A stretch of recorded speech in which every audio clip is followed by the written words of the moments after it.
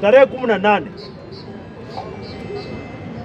koti ya mahakama ya Kerugoya ilitoa orders, yani ilitoa amri ya kusimamisha kuapishwa kwa Kindiki. Mahakama ya Kerugoya tarehe 18 Oktoba 2024. Tarehe 22 Oktoba 2024, siku 4 baadaye,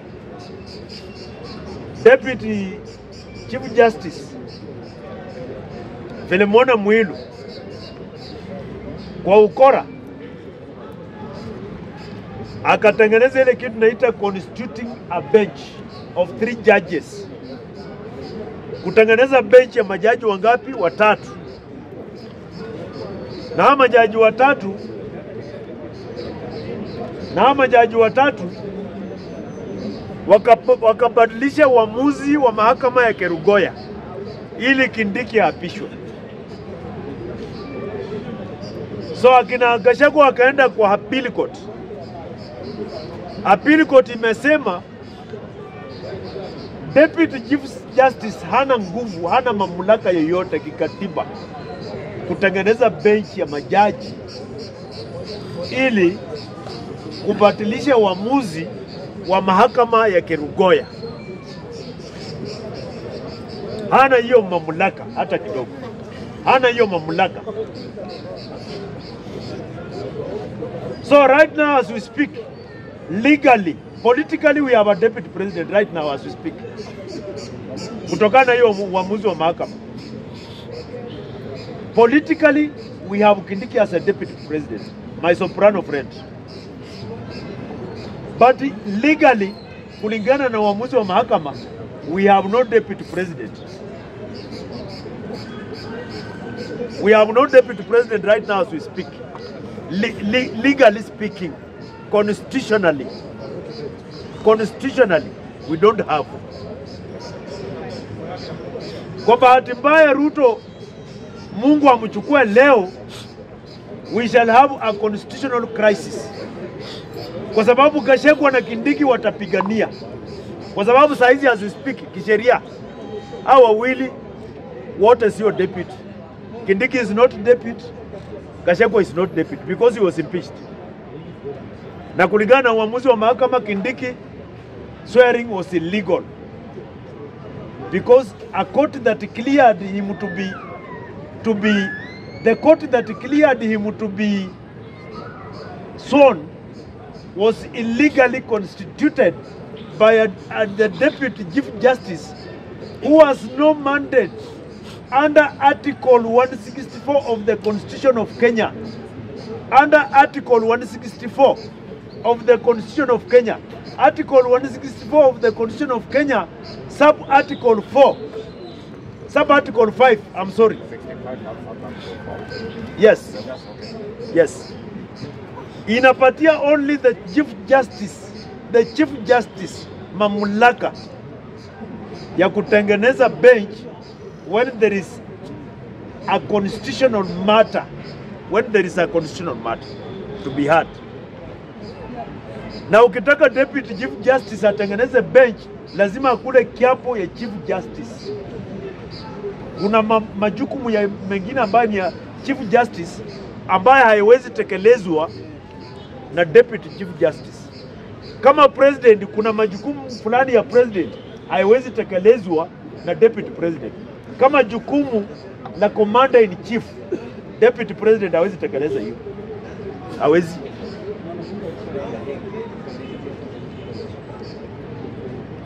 Hawezi.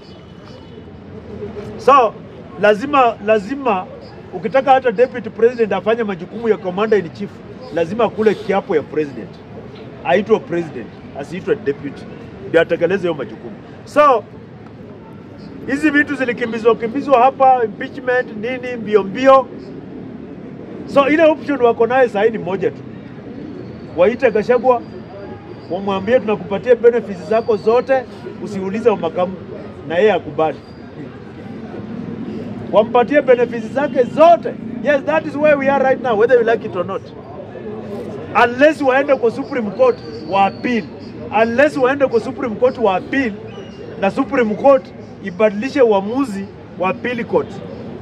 Ile option wako nayo ni moja, waite Gachagua wampate wa negotiate na yeye, wamwambie tukupatie benefits zako zile ungepata kama ungehesabu kama deputy president kwa miaka 5, tukupatie na unyamaze na utafute uendelee na siasa yako, na yeye akubali aseme nipatieni na nyamaze.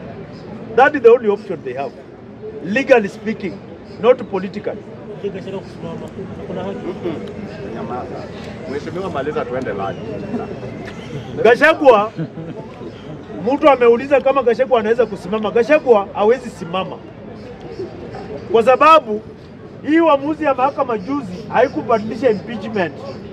Haikubadilisha impeachment, ilibadilisha kiapo ya nani? Ya Kindiki.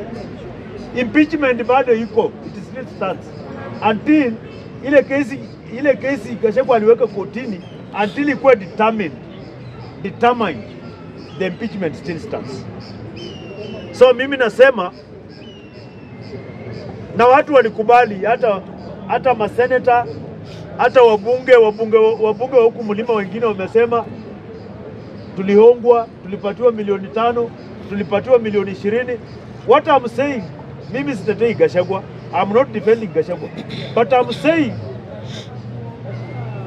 that everybody must be accorded a fair justice system. That is simply what I'm saying. Everybody in this country must be accorded a fair justice system. If the process, if the Court of Appeal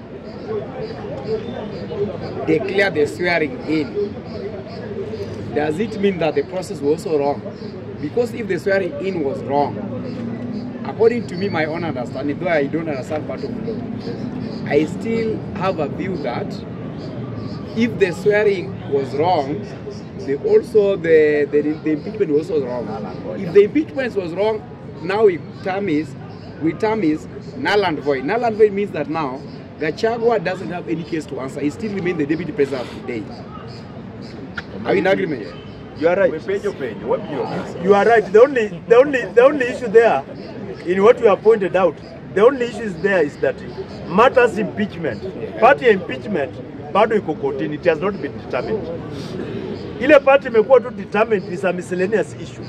It's a miscellaneous issue ambayo Gachagua alikimbia kotini kuzuia Kindiki kuapishwa. Okay, I tend to disagree with you. Let us go back to 2017 election petition, presidential election petition. Maraga really stated that if the process that led to the result was wrong, yes, all of which is termed null and void. Yes. According to me, if the swearing in was part of the process, yes, why is it now this still remain legitimate? I agree null and void. I agree with you. It is totally wrong. It is null and void. So mimi nasema the entire impeachment process was null and void. Kwa sababu hata Ruto ukimuuliza sahi, na alikuwa na interview juzi akaulizwa na waandishi wa habari wakati alikuwa Sagana usiku, why was Gachagua impeached? Alipeana reason moja, akasema aliniuliza 10 billion. Kwa hiyo list ya impeachment issues, impeachment grounds, ilikuwa hapo 10 billion. Hakuna. So even Ruto does not know why Gachagua was impeached. Yes. Hata Ruto hajui. He has forgotten why Gachagua was impeached. Ruto mwenyewe akiulizwa anasema aliniuliza 10 billion. Na kulikuwa na issues 11, 10 billion was not among them. Bunge ilimwimpeach on 11 grounds. Senate wakatupa 6 grounds, wakabaki na 5. Senate. So the entire impeachment thing was null and void. It was a circus, it was a charade. Ilikuwa tu kipindi ya Ruto.